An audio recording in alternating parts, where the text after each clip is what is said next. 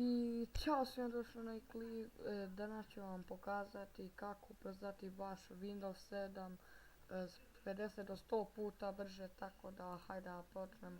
Bitno je da otvorite ovaj ovdje start ili taskbar kako se već kaže, da stisnete desni klik, idete properties.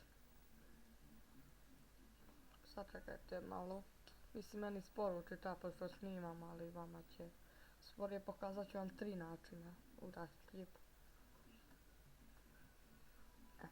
Kada vam se ovako otvori, svima će biti ovako, zavisi koji vam je Windows. Stisnete ovdje gdje piše Adventure System Settings. Onda će vam izbaciti, prvo će ovako stojati, stisnete ovdje, idete Settings, pa će biti ovako. Ali vi samo to sve poisključujete ili stisnete tamo ovdje. Ili stisnete ovdje. Onda stisnete Apple.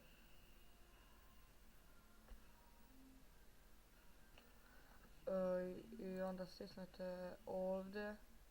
Idete change. What the fuck. Change. Kako ko se čita, nema veze. Ovdje upišete ovo što vam piše ovdje kad samo se da vidite. I ovo što vam piše ispod. Možete vi da i povećate, na primjer da stavite 2000 do 3000, ali to vam ne bi preporučio, zašto može doći do blue screena i onda biste se zajebali, ali kako god hoćete, ako znate da vam je komp jak, vi onda uradite ovako, stisnete set, ne fuck, ja sam pomišljena, ne nisam. I onda će vam tako stojati, onda kad stisnete OK, pisat će vam da kao restartuje se kompjuter da bi se promjene učitale. Vi to uradite, ja neću, zato sam to već radio, a i prestalo bi mi snimat. Ovdje sada kucate run. Fuck.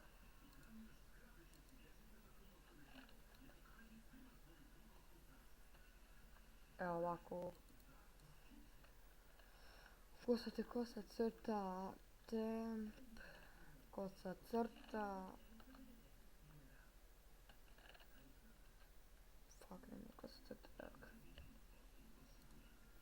I da vam kažem, u sljedećem klipu pozdravljam osobe koje se subscribe-uju na kanal, tako da stisnite subscribe button i lajkujte, uključite notifikacije. Hvala. Onda ovo sve ovako štiklirate i stisnete delete.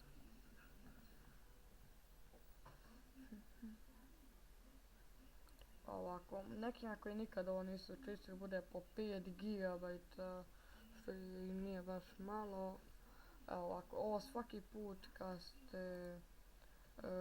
kad upalite komp ili kad želite da ga ugasite.